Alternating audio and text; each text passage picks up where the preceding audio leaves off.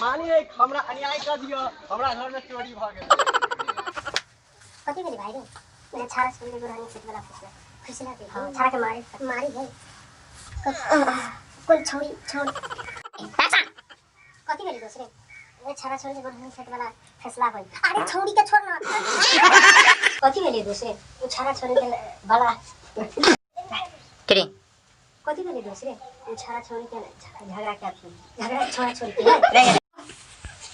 हां करी कथी भेली दूसरे? छाड़ा छोड़ के गुरहनी वाला के फैसला होई। देख ले छाड़ा के कते मारे हो। अरे छोड़ा के छोड़ ना, छौड़ी के बता ना। ना